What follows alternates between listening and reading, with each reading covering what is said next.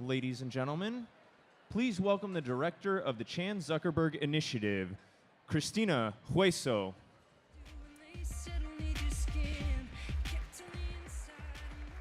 Good afternoon. It is my absolute pleasure to welcome you back for day 2 of the Grantmakers for Education conference. And I just want to start by saying I know it's a struggle. The beach, the sunshine, the dolphins that I saw this morning. So yeah, there are amazing dolphins out there. Shouldn't have told you that. But really, thank you so much for your presence today and throughout the conference. Yesterday, Greg Bear, who I'm now going to call the next Mr. Rogers, outlined why we have endeavored on this equity journey together and how that intersects with the whole learner. Our powerful speakers provided profound yet simple reminders of what it means to serve the whole child, that love matters, connections matter, relationships matter, belonging matters, and that these are universal. We'll be diving into these themes more deeply today, looking at those active ingredients without which no program, policy, or practice can possibly work. But first, I want to take a moment to show appreciation for the helpers of the helpers of the helpers, and I think there's one more, of the helpers. That is this year's annual planning conference committee. So if you could please stand up, and we can all show some love and appreciation for your work over the past few months.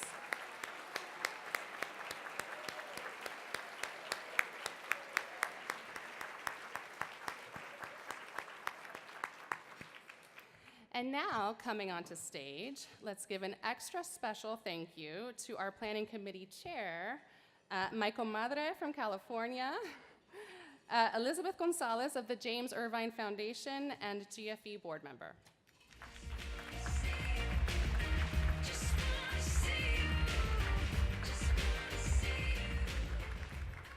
I've never been called a comadre on stage, so just thank you.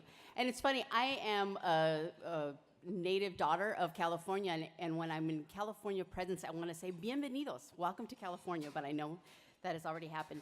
So thank you so much, Christina, for that warm introduction. I also just want to say a few things, a few thank yous and a few thoughts before we dive into the focus of our conversation this afternoon. But I first want to say, again, thank you to the Planning Committee for your time and your mind share.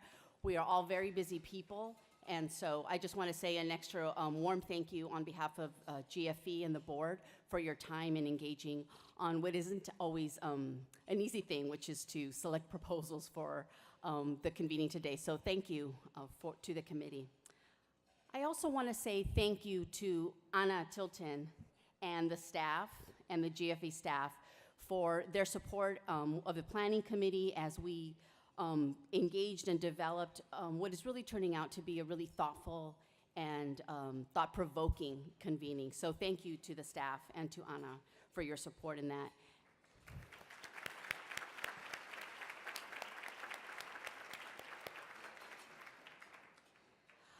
I also want to say thank you to the staff of the Hotel del Coronado, those folks that are really making the time and doing it with such graciousness to make our experience here at the convening. So thank you to the staff. Gracias.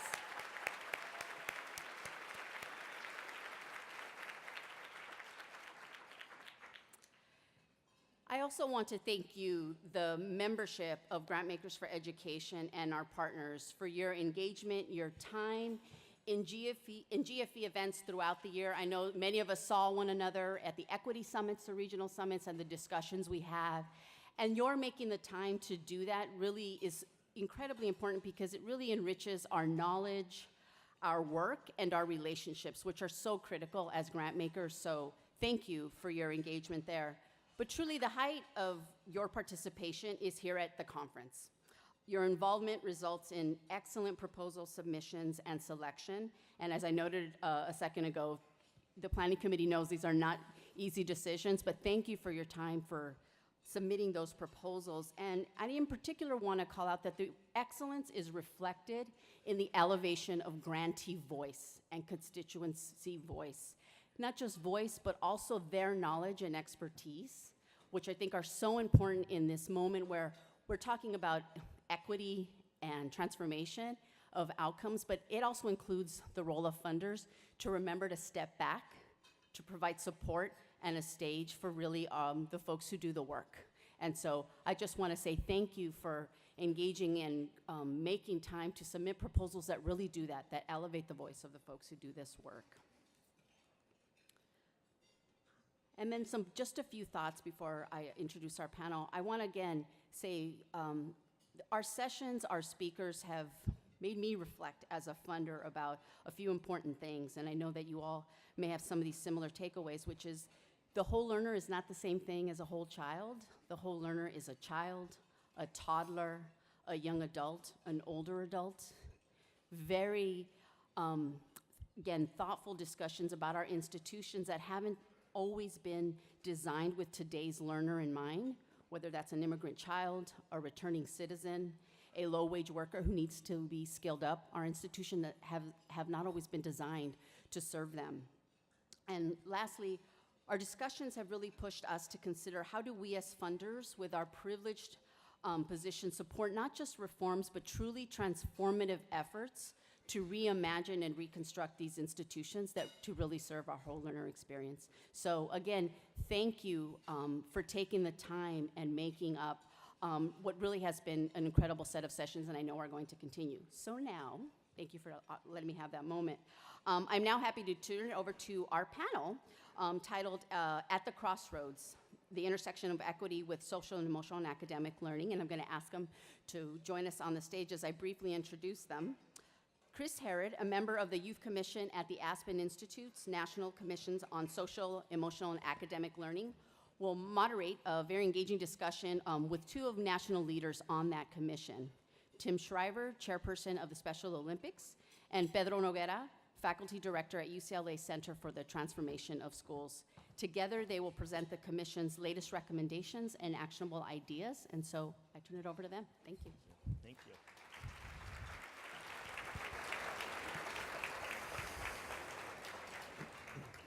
Good afternoon. We're good? Thank you. So I'm thrilled to be joined by two of my fellow commissioners, Dr. Pedro Noguera, Dr. Tim Shriver. As mentioned previously, you can read their full bios with the materials, so I'm not going to spend too much time on going through that. I'd rather share with you all how I had the privilege of coming in contact with these two wonderful mentors. So we all serve on the Aspen Institute's National Commission on Social, Emotional, and Academic Development. I have the privilege of serving as the Youth Commission representative to the National Commission. So, I get to sit around and listen to old people talk all day, but it's okay. It's okay. So it's totally okay. But no, it has been a He's wonderful... about to age out of the Youth Commission himself. Very true. Very true. But it's wonderful just to talk about the National Commission and how we're engaging and energizing communities to re-envision what constitutes success for our nation's youth. Okay? Scientific evidence is demonstrating that social, emotional, and academic development are interconnected in the learning process.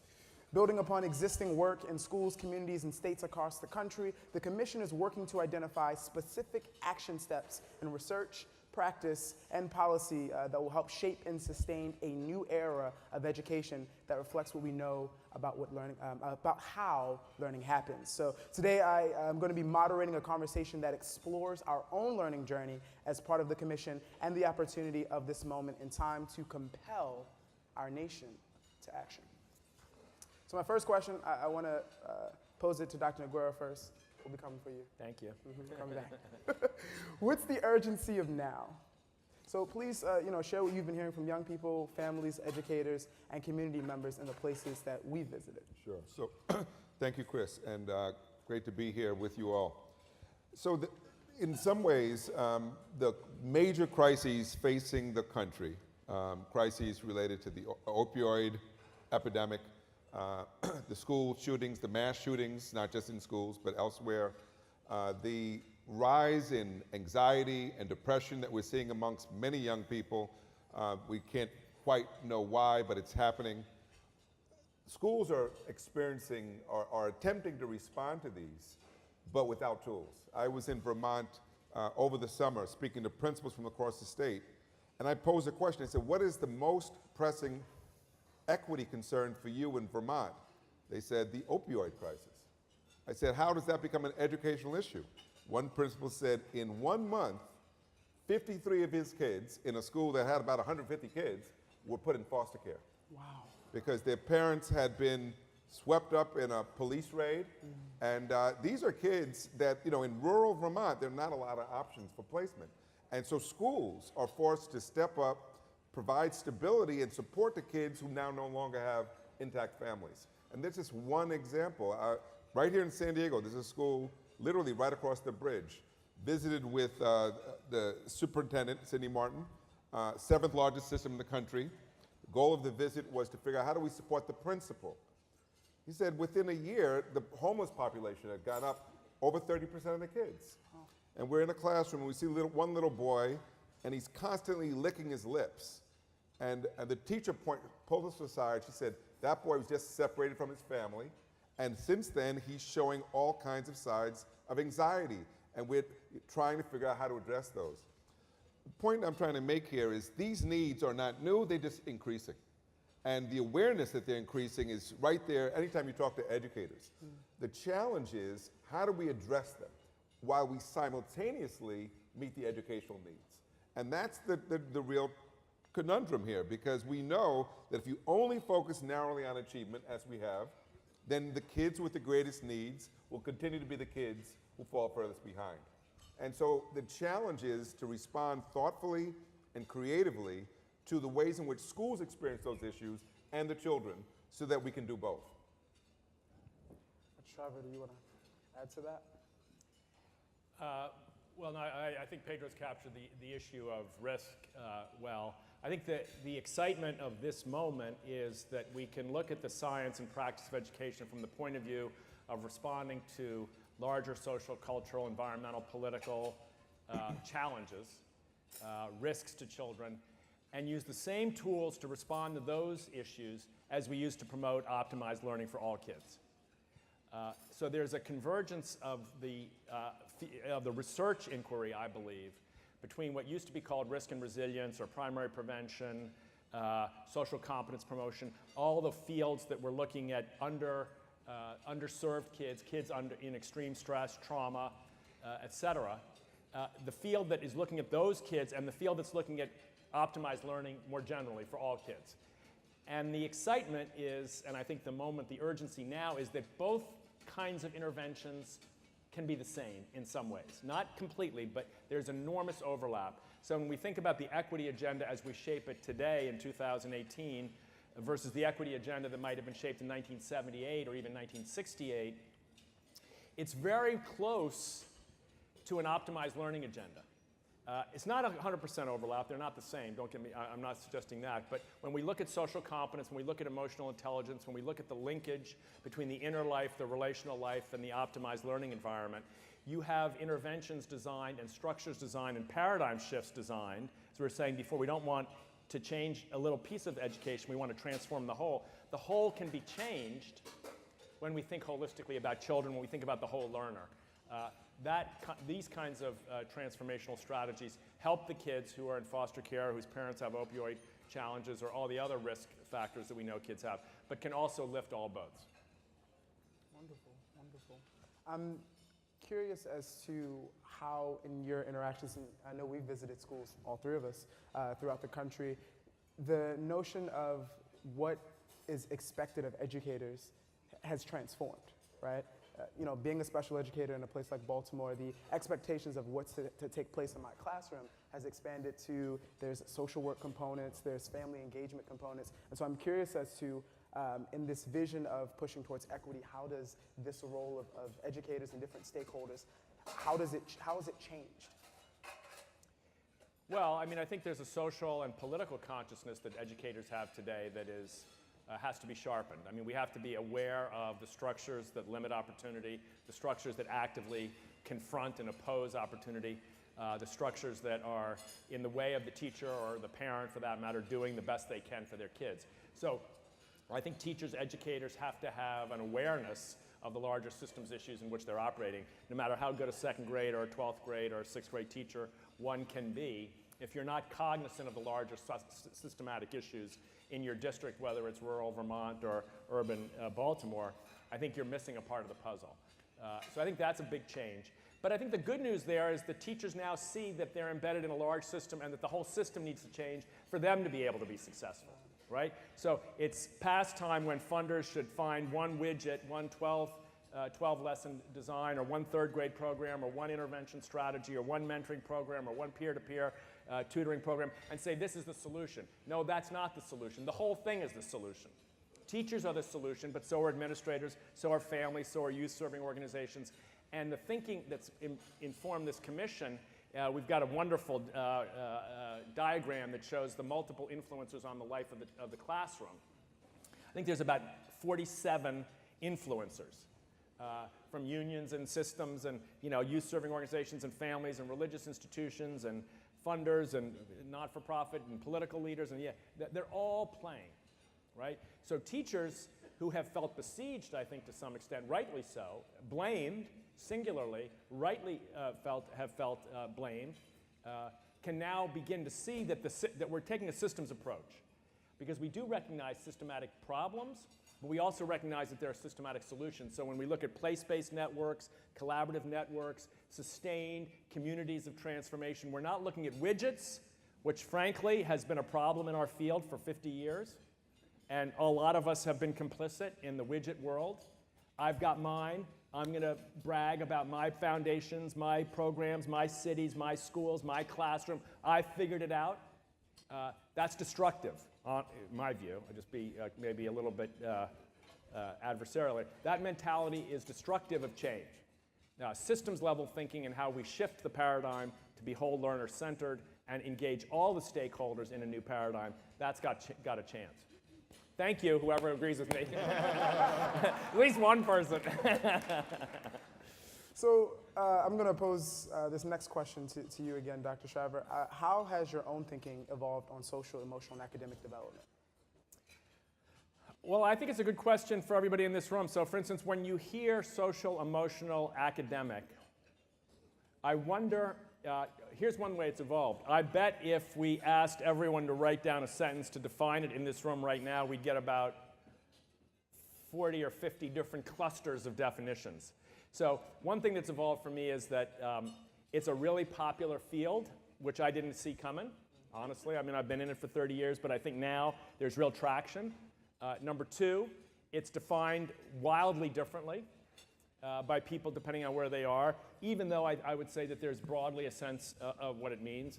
I think most importantly, though, what I've seen in the last 2 years of the Commission's work is this enormous groundswell of demand. And that's just not the Commission. I think everyone in this room is seeing this. Teachers, school-based administrators, we've done surveys of administrators, 90+% want a more integrated vision, a social emotional learning-based vision. Teachers, the same thing, over 90%. Young people, we're going to release a report in a couple of weeks, same thing. Parents, same thing. There's a groundswell of demand. And one of the important reasons to be here today, at least from my point of view, is for all of us to recognize that we're in some ways, in my view, at a unique moment in the evolution of education in this country, a moment of big opportunity, a tipping point. It's not automatic that we're going to get it right, but we got a chance to get it right. And we've got a chance to shift the paradigm to a whole learner-centered paradigm and shift it away from this long, 100-year-old mechanical vision of education. If we work together, I think we'll succeed. Dr. Negreira, how about your Same person. You got a fan. It's like one of us. Thank you. Expressing gratitude is a social and emotional skill. So, Dr. Negreira, I'm curious as to, from your perspective, how has your own thinking evolved on social and emotional and academic development? So I would say that from my very first experience teaching in Providence, Rhode Island, I was aware of these issues. And I think that many educators are aware of these issues. And that's part of the challenge we face. That is the idea that you can't just focus on academics, but you also have to be aware of the other needs of a child. That almost is kind of intuitively makes sense. So I'll give an example. I'm teaching in Providence. I'm enjoying what I do, and I have a kid in my class who's a pain in my butt. He's just giving me a hard time. And one day during the passing period, I say to the teacher next door, if I just could get rid of him, my class would be so much better. He is such a pain in my neck. And he says, oh, which one? I point him out. He said, that kid's mother's boyfriend beats him up all the time. Wow. I said, really? I said, that's all I need to know I need to make him my best friend. Like it or not, he's gonna be my best friend. That is, I knew intuitively I needed to embrace him, not punish him. Now, some of that is my own background, but I think there are many teachers who respond that way. But now what we're doing is we're naming it, right? We're saying this is social and emotional learning. And the work of social and emotional learning needs, as Tim said, to be systemic. The challenge, and this is where we need your help, is how do you get policymakers to get it? Because social emotional learning is not easily measured.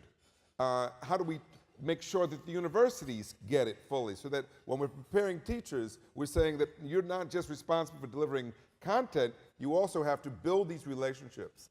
So there's a lot of work to be done to get the message out, a message that on the one hand seems straightforward common sense, but common sense has not been reflected in our policies.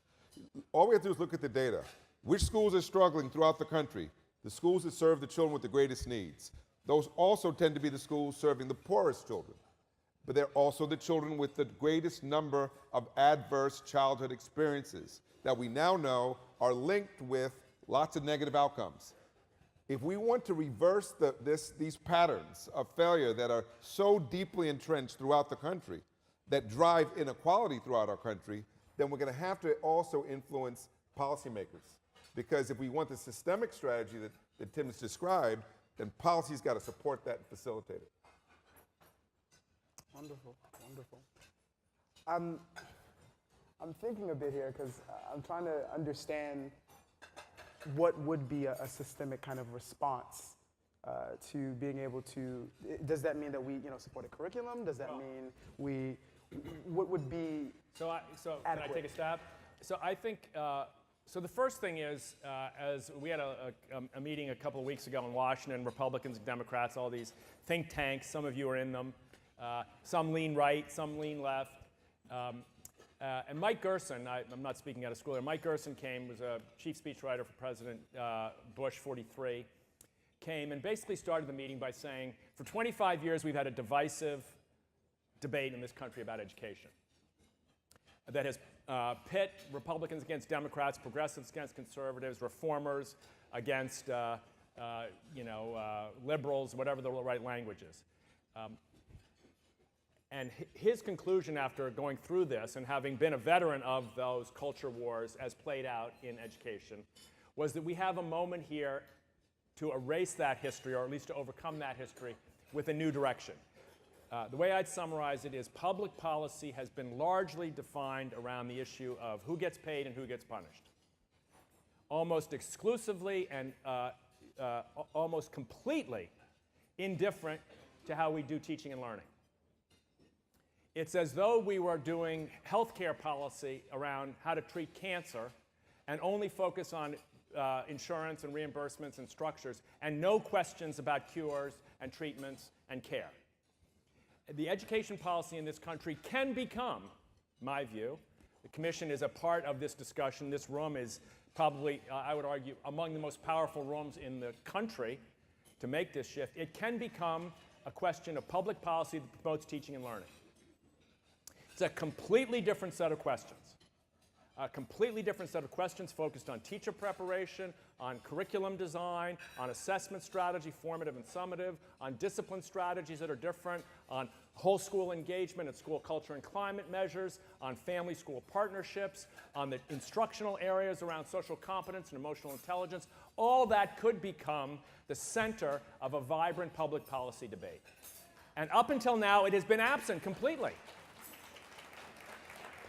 Up until now, most of the question has been who gets the money And who do we punish if they didn't deliver results? Now, I'm not saying that debate has been irrelevant. I mean, money matters, power matters, all that stuff matters. But we have a chance, if we take it, to create a whole new policy framework around how children learn and how children can, all children can learn, and what strategies are based on evidence now, not based on my opinion. I love my program, you know, or my do it this way, or my kid's school, we have this plan, we call it, everybody's happy, or whatever. That's fine. But let's get evidence in this field. Let's make it as rigorous as the field of science or mathematics or language arts and social studies, and let's develop public policy that supports it. Wonderful. Yeah. We can clap for I that. got 3 for that. We can clap for that. I'm working my way to a full room. By the end, we'll get there. You know, I appreciate you mentioning that this isn't a left issue or a right issue. You know, we kind of had these conversations earlier. This is nonpartisan, and I think that in the work that we're doing with the commission, and even the way that we're framing the language, right? It's a report from the nation and not to the nation. I'm curious as to whether or not it might be possible for you all to kind of describe some of the things that you've seen as we're crafting this final report. I'm not sure what we've seen as far as from the nation? Yes. Well, I think we've been seeing it and hearing it for a while about the needs of kids, and hearing for a while that people on the front line, the teachers, have been saying we're overwhelmed by those needs, and we need to take a different strategy here. I agree with Tim. I often say that we have thought that we could pressure schools into improvement and threaten them, and you know, the approaches we've used have largely not moved the schools that have been struggling. And so what we have to look at is how do we start to build capacity in schools, particularly in this area, so that teachers can actually focus on teaching and learning.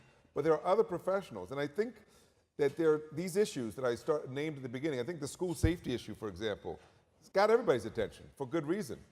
But we can go in 2 directions. We can go in the direction of arming teachers, and some would like us to go there, or we could go in the direction of getting more counselors, getting people in schools who actually can build connections, know kids, know which kids are most vulnerable, most at risk, so we can create more supportive learning environments where children and adults are truly safe. So I don't think we should hold this up as the panacea and cure-all that will fix everything, because as soon as we do that, then we set ourselves up for failure. Right. But what we do need to do is say this has got to be part of our education agenda, that our education agenda can't be narrowly tied to achievement. We've got to recognize that learning is not simply about academics, it's also about the social and the emotional dimensions. And we've got to be real clear about what that is, what it looks like, how schools enact that. And the good news is, when we've seen them, schools that are doing this work now, but we need to kind of shed the light on those schools and those practices so that it's not a mystery and it doesn't become yet another bad slogan.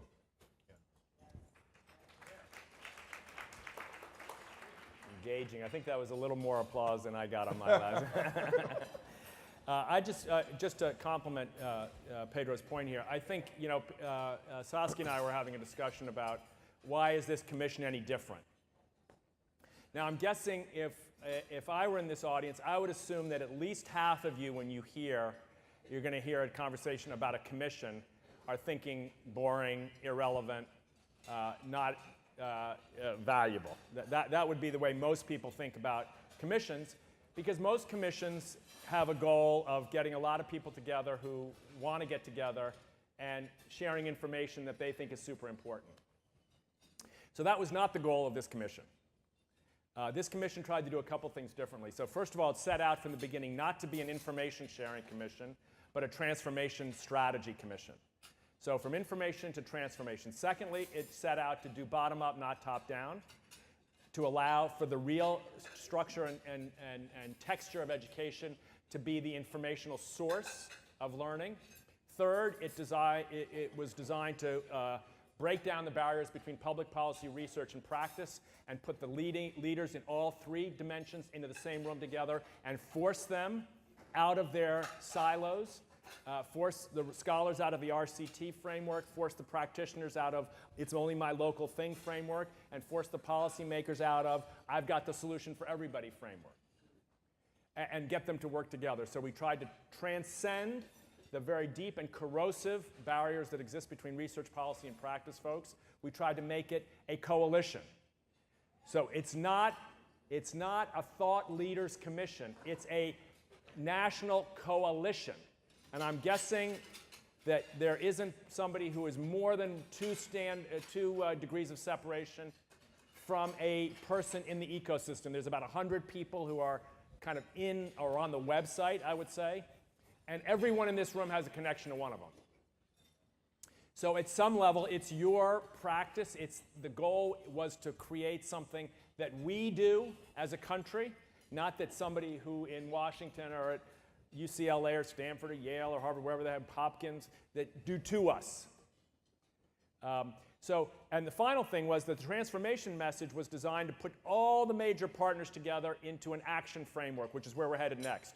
We got the report, lots of them, very good, usable. I encourage you to download them. When the final one comes out in January, I think 90% of the people in this room will think it's terrific.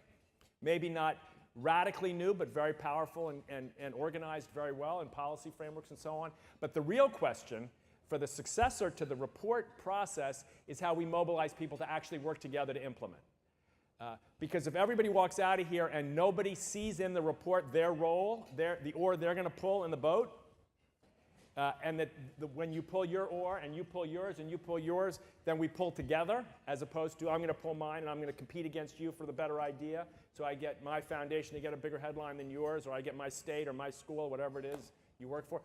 If we do the thing where we pull together, then this process will have been transformative, not just informative. Wonderful. Thank you. You're getting louder, Tim. I'm begging for applause. I want to pose this next question here to Dr. Noguera. What are the most critical levers for change? The levers for change. I would say my hope is that the awareness of the needs, it becomes a lever, right? And I think that awareness is growing. But I think that naming this as at least part of the solution is going to be key. And that's where we're going to need help in terms of media. Awareness, because I think that the public awareness that we have these needs is fairly high. The fact that they're now becoming educational issues, that is, I don't know if that's quite as well understood by the general public. So I think that part of the work has got to be educating the public about why this is important, why it's important to see the needs of children in a more holistic manner. I don't think it's something that's hard for people to get. And so I do think that the task of communicating shouldn't be that difficult, but it is one we have to be creative about and we have to think through. I think the other lever is to really appeal to parents. And because I think there's a lot of parents out there who are aware that their children's needs are not being fully met in schools. And because many of them are working many hours, they don't have the time to meet those needs. And we're seeing kids who are not able to fully function as independent members of society because, again, those needs haven't been met. So I think there are potentially several levers that we can use. You could make the case that if you really want to see the prison population be reduced, then we've got to do something at the front end to make sure that we intervene early with kids, provide the supports. Who do we incarcerate? Disproportionately those we fail to educate, disproportionately those with the greatest unmet needs. And so it's about helping people to see that there are other ways to address our problems as a country than the ways we've pursued. We have pursued very costly, ineffective strategies that don't serve us well as a nation. In LA County, we spend on average about $230,000 a year to incarcerate a juvenile. We spend about $12,000 a year to put them through K-12 schools. It's just not sensible. And so I think as we make the case to the public and to policymakers, my hope is that we can start to get some traction to produce some change. Pedro's got clearly, the vision is right there. I think when you drill down one more layer, after you get to the public awareness, God willing, we get there. After we get to the broader understanding of the disproportional inequalities in the system and the cost of those inequalities financially, socially, emotionally, spiritually to the country, then you get into some strategies, some real strategies. And I'll just confess, I'm trained by Jim Comer, and basically he's been saying the same thing for 50 years. Big lever number one, all teachers should be experts in child development. Until that happens, the same thing that we do to teachers, we do to kids. The kid comes in, the kid is good or bad. What do we do with bad kids? We punish them. What do we do with good kids? We reward them. The teacher has never been trained to understand the adversarial or oppositional or challenging behavior and to transform it, to reach inside of it and move it into a learner, into an engagement, into a relationship, into trust. If the teacher's not trained in child development, then the teacher will always be at a deficit in terms of being able to educate children. So until we have a comprehensive, I don't know if Linda Darling-Hammond's still in the room, until we have a comprehensive rethink of how we train teachers, every teacher should be an expert, not good. I have 3 education degrees, 1 class in child development. One. So that's ridiculous. That's ridiculous. So number 1, we've got to change the way we train teachers. I would say number 2, we've got to look at the content of the curriculum. We can teach kids how to manage stress and how to build stronger relationships. These are teachable skills. We can teach gratitude, we can teach stress regulation, we can teach self-calming. We can take little 2nd graders and show them how to turtle. And when they learn how to turtle, they manage stress much better. And when they manage stress much better, they act out much less. And when they act out much less, their attention is much more present. And when their attention is much more present, they learn better. So if we've got a whole world that's distracted and stressed out, we ought to teach people how to manage stress. And that makes them better learners. So we got to change the curriculum. We got to change the way we think about discipline. I mean, flat out, it's a mess. I was in a high school for 13 years, and we were suspending and expelling like it was an assembly line. And I'm embarrassed to say, because I was in some degree part of it, not maybe as wittingly as I should have been, but that was the structure. Fights in the cafeteria, this, that, or the other thing, out you go. 100% wrong. Not good education, not good child development, not good social policy, not good politics, not good family support, not good community development. It's all wrong. Now, I don't mean that that's still the case everywhere, but we've got to change discipline strategies. And then I think we've got to, finally, the last thing I'd point out is we've got to develop the idea that every kid has a gift. Every kid has a gift. And it sounds easy and it sounds obvious, and everybody would say, oh yeah, I think every kid has a gift. But watch the way the system works. Watch how it sorts. Watch how it excludes. Watch how it marginalizes. Watch how it reduces. Watch how it pushes out. Watch what we do to kids.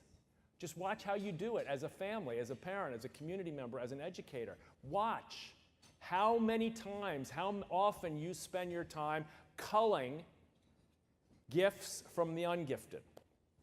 And you look at the work that I do with part of my day job around kids with special needs in schools.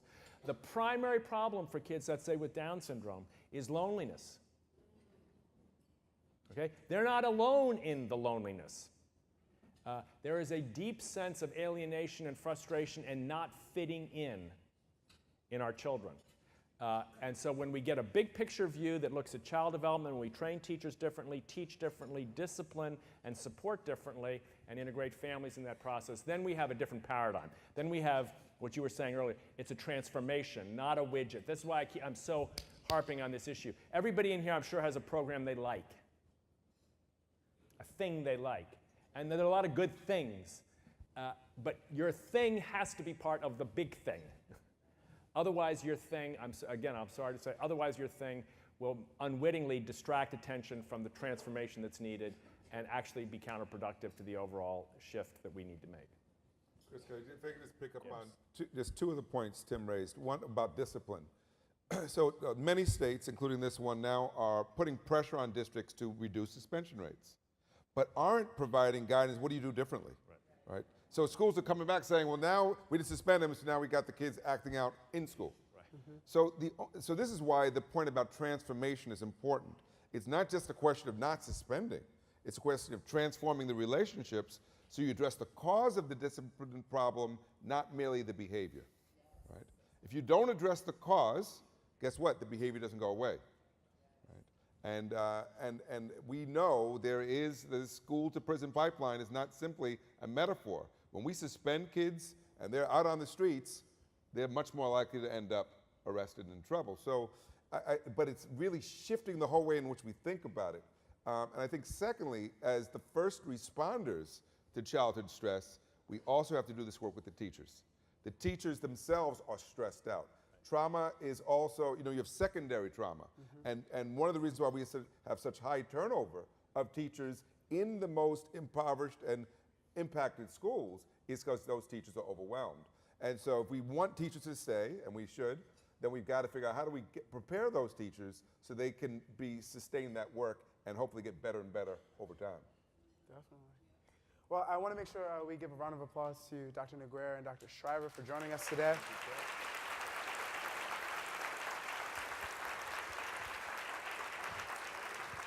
Right, yes. It's always a pleasure to be with them. I just want to say that, from my perspective as being in the classroom and being an educator, I actually don't remember taking an early childhood development class. There you go. But they tell me, oh, you're a secondary educator, so you work with the bigger kids, so you'll be fine. But I'm like, those small kids who, when we don't deal with their issues, they come to my classroom. Then I'm expected to engage them in a disciplinary routine that doesn't suspend them, because we don't want our numbers to get messed up, but also doesn't address the main issue that we need to deal with in terms of that causal or that causative agent that is acting in their life. And so I'm just thinking about these things that I want to take back to my school district to engage in this conversation, in this dialogue. Even as we're talking about school safety, there's a big debate going on right now in Baltimore about school police. We have our own school police force. And so these are just things that I'm thinking about, conversations that I want to engage in. So I just want to extend my gratitude to you all. And I just want to say that one of the things I think we're all seeing is a younger generation of educators like Chris, who are coming to their work with a deep commitment to kids, a passionate desire for justice and equality in children, a commitment to their craft. And we're going to be well served by we are well served by Chris and by his generation, who I think if we just give them a little bit of support and get out of the way, they will take our schools in the right direction. So thank you. Thank you. Thank you all. Good job.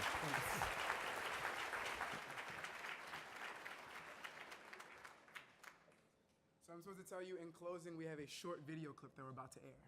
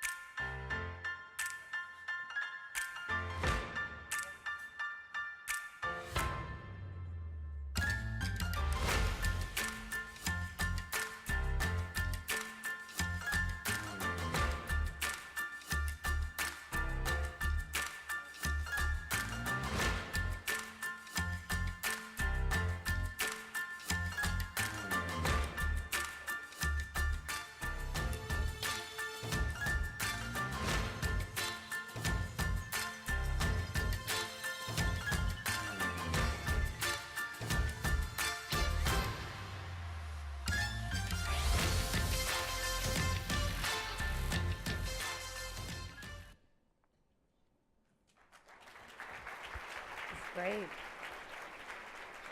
Well, that was a tough act to follow, especially now that Tim started the competition. A round of applause. That's right, that's right. I will just state that John and I are expecting no applause. So we will not be disappointed. I'm Saskia Thompson with the Carnegie Corporation. And I'm John Jackson, president of the Schott Foundation for Public Education. And Saskia and I have been tasked with taking everything that Chris and Tim said and putting it in a digestible portion for philanthropy, if that's possible. So thinking about everything that they said, Saskia, how do we take this and translate it to the philanthropic sector, even if we just take the school-based perspective side of it? Yeah, it's a big question. Right. This is a question of the hour or the next 20 minutes, as it were. And, just to be candid, the comments of Tim and Chris and Pedro and those of other panelists and other sessions that I've had a chance to participate in have been so uplifting, but this can feel overwhelming, and I just want to put that on the table and acknowledge it, not just because of the context that Pedro was illuminating and those sort of acute instances, but just in the hours and minutes of our lives. I mean, the tenor of the political discourse these days, the widening gaps that we are seeing in our own communities. I'm a mom. I experience this through the lens of the schoolyard interactions that I hear about at the dinner table, or the crazy stuff on social media that my kids are trying to make meaning of. And so I think that stepping back, and if we allow ourselves to process the gravitas and the weight of this, we are right now living through the consequences of what it looks like when people don't know how to empathize, when people don't know how to speak across difference, when we don't know how to construct collective meaning. And it can feel hard to get traction on an issue that is that big. But, and this is a big but,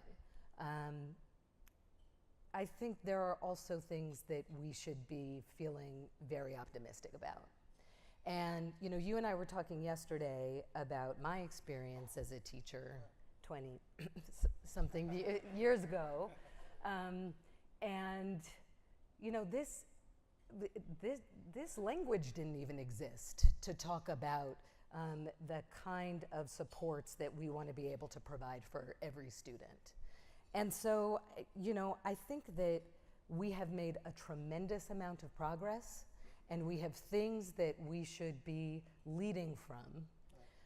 And I think there are two big ones in particular, and so I just want to echo some of the themes of the last conversation and also some of the other sessions that I've participated in.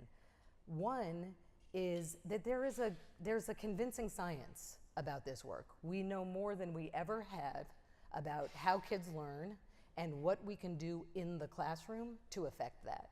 That's huge. The second thing is, and this point was made several times, the appetite and motivation to be involved in this work that exists among teachers and community members and parents. And so, those are the two things that would be hardest to produce if we were starting today. So the good news is we can let ourselves off the hook. We don't need to study this for another 10 years. We don't need to convince people that this is something they should be focusing on. I think the challenge is how we translate the knowledge and the will into action. And not surprisingly to you, after our glass of Chardonnay yesterday, I'm going to try to make the argument that the place that happens is in the classroom. And I just want to underscore this piece about the educator perspective and the will to do this work. Because I think this is different than other things that folks in this room have been involved in the past. This is different than the standards movement. This isn't about coming up with a high-level framework or construct and pushing it out. That's right. This is about stopping and listening and harnessing the wind and the tremendous will that exists out there. And I can speak from my own personal perspective. I will say that I think for early childhood and elementary educators, this is intuitive. You know that if you have a kid who is stressed out or disorganized or feeling isolated in the classroom, that you are not going to get to that phonics lesson you had planned today. You're not going to move that child through that. I think for secondary high school educators, it's a little harder, but not really. A high school math teacher may not be an expert in neural development or child development, to Tim's point, I think that's a separate conversation we need to be having about what the ed schools can be doing. But there's no math teacher out there that if you said, have you ever had a kid who they couldn't get through a problem and they threw their pencil down and they disengaged, who's not going to nod their head? And where that wasn't something that got in the way of their classroom being as effective as it could have been. So I think we need to capitalize upon that deep mission-driven interest that educators have in this work. And I think that will take us a long way. I do want to offer one big caveat in that, though, which is that I think there's a great big landmine that we should try to avoid, and that is treating this as, and this goes a little bit to Tim's point about everybody having their own widget and their own initiative, treating this as an add-on or something that is separate. Teachers don't have the time or the resources or the training or the tools to make sense of all of the disparate things that we are asking them to do.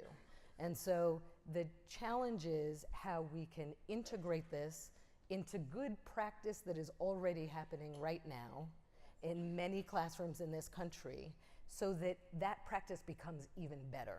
And I think if that's the starting point, we have a chance. But you think about this in much more macro terms than I do, because you take this beyond the classroom in the school and think about it through a broader lens. So well, you should answer the same question about where we go from here. Well, I think about it much in the same way Tim talked about it, from a systems perspective, because we can identify a school where we can address the issues, the social-emotional challenges, and create the types of outcome that we all would like to desire or like to see. But unless we have some magical way of doing that in 15,000 schools, right, in 15,000 school districts, this has to happen at a systems level. So I clearly heard what Pedro said, and philanthropy should hear it. This is much bigger than education. So we're all here as philanthropic partners, desiring to see an education outcome. And what I heard Pedro say is similar to the research that Sean Reardon conducted from Stanford, where he looked at 15,000 school districts across the country, and he disaggregated the testing outcome scores. And the number one factor in the students' outcomes was parental income. So that what that says is that we have to at least recognize and address the intersectional issues, which are a proxy for parental income: housing, access to health care, the intersectional issues of... Tim's folks are clapping for you too. Tim and I have this agreement, you know. Thanks, Tim. But those intersectional issues that create the educational outcomes that we would like to see. Because ultimately, and Tim made this point, our goal is not just to increase test scores. Our goal in philanthropy has to be about creating the type of ecosystem where each and every child has a fair and substantive opportunity to learn. So if our goal is an ecosystem, right? If our goal is an ecosystem, then we have to shift our language. Our language is about creating the types of relationships that are necessary to build that ecosystem. One foundation can't do it alone. I don't care how much money you have. So how do we develop the types of partnership and leverage our dollars to create the ecosystem and the spaces that we need to create them? You know, my grandmother used to say it a different way. She used to say, if you walk by a river and you see a duck laughing and a fish barking, don't ask what's wrong with the duck or the fish, ask what's wrong with the river. And we have not appropriately assessed what's happening in the systems, whether it's at a city level. We've looked at superintendents, but we haven't looked at mayors, city councils, systems to create the types of ecosystems where all students can have an opportunity to learn. So it is about building the types of loving relationships, because a colleague, Gail Christopher, says it another way, and if we care about equity in this space, what she said was, racism is nothing more than institutionalized lovelessness. Institutionalized lovelessness. So if our goal now is to create the types of loving systems where all students can thrive, which quite frankly is important to them and to parents and to educators, because I've never been in a loving relationship and had a partner lean over into me and say, I love the way you assess me. Or or you had me at accountability. And our young people are asking the same question. We cannot deny that the question of the day for them is, Kiki, do you love me? Or, on a more serious note, they're asking, do our lives matter? Yeah. Yeah. So philanthropy, we cannot ignore what they're already saying. So it seems to me that there's a framework. We've been in this framework where, because we like frameworks, where we haven't been able to visualize. One of the things that we've tried to do for philanthropy at the Schott Foundation is to create this Loving Cities Index. And I think Tim is absolutely right when he said it's not about branding something. It's not about pushing our will out. This is a framework that highlights what's already happening in some of the cities, cross-sector partnerships, like in Buffalo, Say Yes, like in Long Beach, the Healthy Communities Partnership. But sometimes philanthropy needs to see a framework on how this work exists. And one of the things that we don't talk about standards or assessment. Yes, they're important, but we ask, is there enough care in this system? Access to health care is an education issue. Access to healthy food is an education issue. Pedro talked about the importance of mental health and the mental trauma that's happening. Yet when we were collecting the data, looking at 10 cities across the country under this Loving Cities Index, we were not able to identify the level of mental health supports available for students in a particular city. And if you're a funder, that's an area where you might be able to provide some additional support. So care, stability, access to transportation is an education issue. The fact that your parents can make a livable wage. So the fight for 15 is an education issue.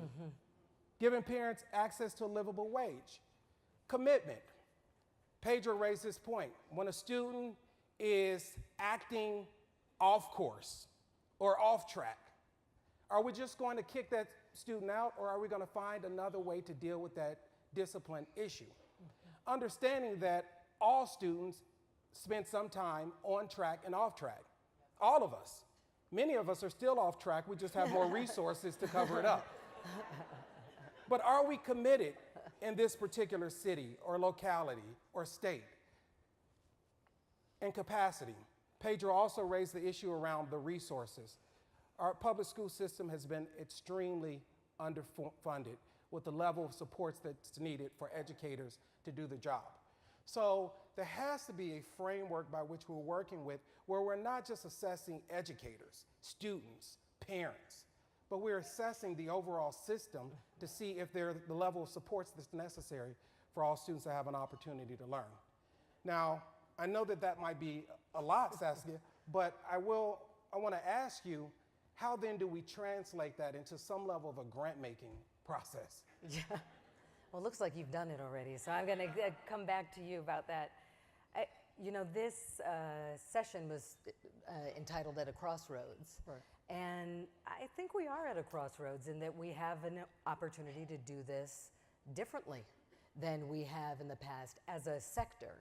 And what I think that means is we have to approach this work with those same values that were reflected in your index, a sense of connection and commitment and care for one another. Right. We can't, so this, the urgency is tremendous. The stakes are high. I don't think it's hyperbole to say that the future of our country hangs in the balance if we don't get this right. But we can't approach this as if we're trying to find the cure for cancer or as if this is a moonshot, because there are a lot of wonderful things happening right now that don't need to be cured and don't need to be fixed. All right. What we need to do is build a cohesive, integrated practice that takes into account all that we know about how to support students and how to attend to these different aspects of their development into something that is going to make sense for educators. I mean, to say it differently, we need to take what we know, get it to the people who need it the most, in a format they can actually use. And so the things that should be driving us in this effort are, what's the utility of the things that we are producing? Does it make sense? Who is our audience? Whose practice are we trying to move? Sure. And then we need to adopt a supportive stance, not one of mandates, because it's never going to get us there. And I think that that is a challenge, because funders don't necessarily like to operate in that way. We do like to stand up our own things and name them whatever we name them, and brand them beautifully. Very nicely done, by the way. We still have the slide up here in front of us. But that actually runs counter to our objective in this instance, because educators do not need to be made more schizophrenic by having 35 different initiatives that are named different things but are effectively trying to accomplish the same goal. Sure. So that is our work, and it requires us reforming our behaviors a little bit. You know, I wonder, as you have entered into this Loving Cities work, just at a tactical level, you know, has it changed the way that you make grants and practice philanthropy at Schott? Well, I think the important piece to recognize here is the thinking and even the terminology around what you see came from parents, students, educators. So they were not talking about assessment, accountability. They were asking some of these critical questions. Do you care for my child? Do you care for me? Yeah. Is there capacity here to actually do what's necessary? So I think in philanthropy, which we don't do enough, we don't listen to community.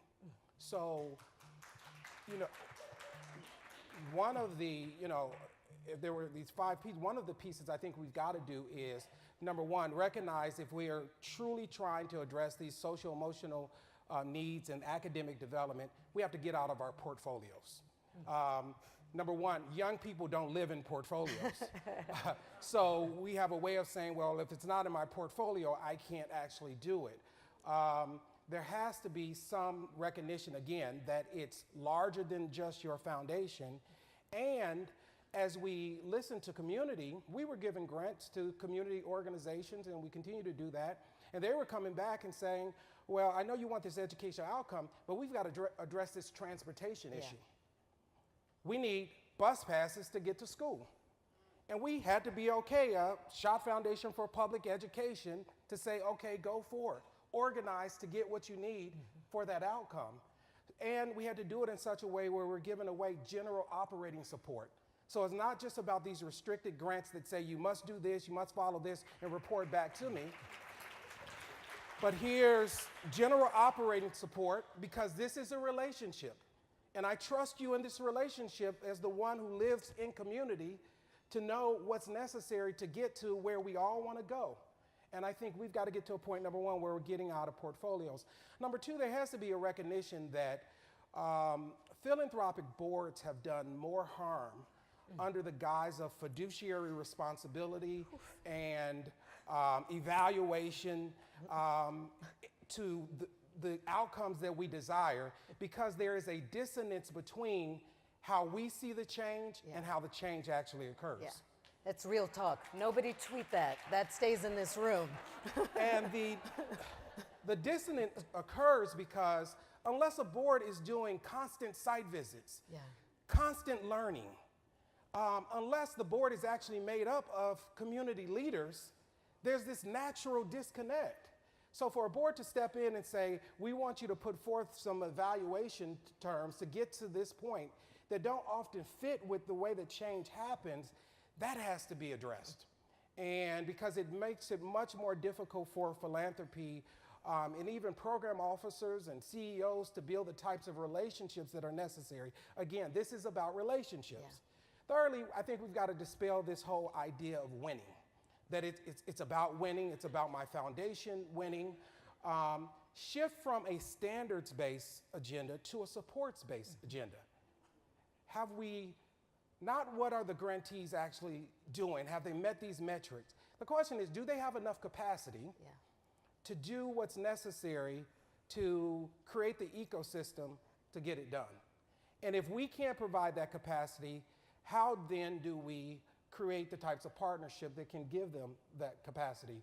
Because the winning outcome has led to a lot of different, and not just within philanthropy, within the public sector. This whole idea that districts had to win, schools have to win. If our students win by scoring higher on their test scores, but we lose our democracy, what have we won? So, but it has also moved into philanthropy. To spell this piece around winning, and then I'll also say that philanthropy, we need to use both our cash and our cachet. We're good at monitoring our cash, but are we going to use our institutional power to help move the issue? Are we going to use our voices to help move the issue also? And when I say that, I also say that, you know, it's okay for a foundation board and a foundation president to jointly say something about the tax policy in the state or at the federal level, because if the tax policy is inequitable, it makes everything that we're trying to do to create the ecosystem that much more difficult to happen. Yep. I think it's okay not just to assess what we do with the 5% of our wealth. What happens with the other 95%? Have we aligned the other 95% to also create the type of ecosystem? If you're into private equities, are you doing private equities to push for affordable housing? Are you working with a asset management firm that really cares about pushing for fair wages within those companies? And there, Aperio is out there, there's Zevin management assets, and I'm not endorsing one or the other, but I'm saying the answers are out there. And the final point, I think, is we have to be leaders in dispelling this myth that the public education system has and is failing. Give me a clap for that one. For the last couple of decades, there's been this narrative that has been pushed that the public education system has and is failing for various reasons. For the reasons that Tim talked about, these political winning reasons and all the rest. That could be far from the truth. The public education system has today and likely tomorrow will educate over 85% of the students here. Each year, the public education system graduates over 3 million students, and from every sector, we can identify success. Legislators, educators, across the board, doctors, teachers, across the board. In fact, I'm gonna take a risk. How many of you all in here graduated from a public education system? Okay, the majority of the room. So unless we're a group of self-professed failures, the public education system works. When we actually support it to work, so for philanthropy to be a part of saying our public education system is failing, as a system, it has worked when we properly resourced it. In fact, and that's historical. I want to point to Dr. Martin Luther King, down in Georgia, in an under-resourced public school system, public school grad. Dolores Huerta led the Farm Workers Association movement along with Cesar Chavez. Public school grad, Stockton High School. King went to Booker T. Washington High School. Matt Damon, Cambridge Ridge and Latin High School, public school grad. Magic and Cookie Johnson, we're in California, why not? Public school grad. Michael Ealy. He's here. The public school created that. Danny Glover, public school grad. Cynthia Nixon, public school grad. My public school. Your We're public alums school. of the same public school. Donald Trump, not a public school grad.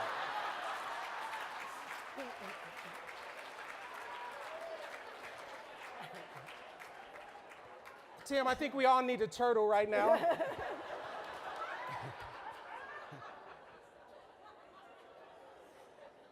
But the point here is that our public school system, when properly resourced, and philanthropy has to be ambassadors in making this point, serves its function.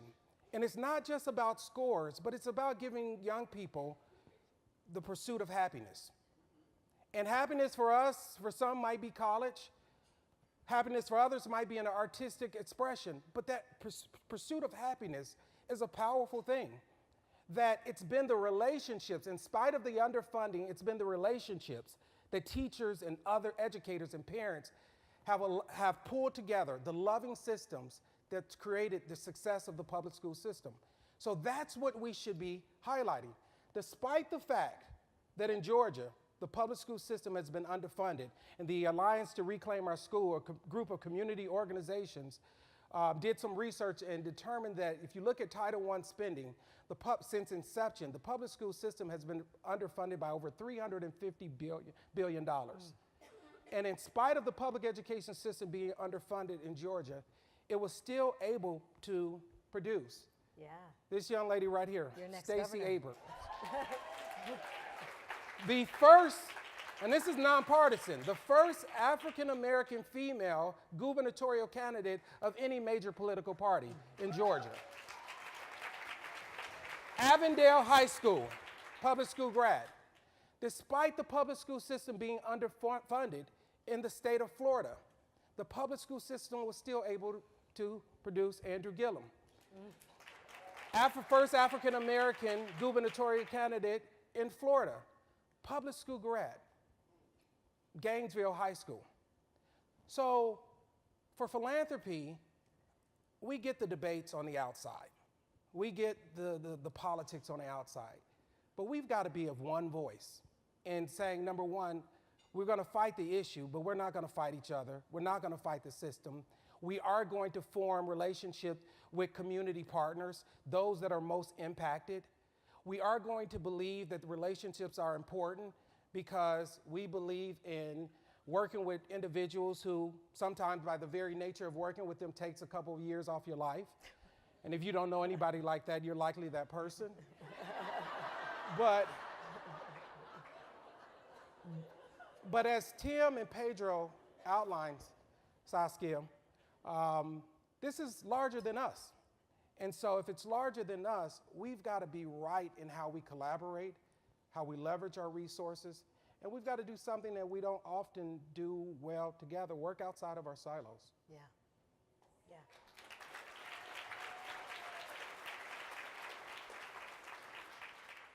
So I want to just pick up on two things that you just said, and maybe sort of make a pitch to the room. One is about the values with which we do our work in the funder and philanthropic space. Right. You know, I think that there is, you said something to me yesterday when we were talking about the dirty secrets of our respective organizations and things that, we're not? I have 6 more minutes. But you said we need to get our heads on straight about this. We are not the ones who do the work. The organizations do the work. We need to figure out how to build their capacity to do it. And so what I think that means is having more humility and more deference, and understand that while we bring our own lived experiences and expertise to this work, we don't need to be the designers of this. The designers are out there, the pedagogy is happening now. Question is how we can calibrate that in a way that is informed by all that we are learning and all of the knowledge that's emerging. That's right. And the other thing is, you know, I was in a session yesterday on student activism, and there was a young woman, also questionable whether she earned the youth moniker, just like Chris. She was so poised and such a natural leader. But she is a graduate of a big picture school here in San Diego, who's now in college.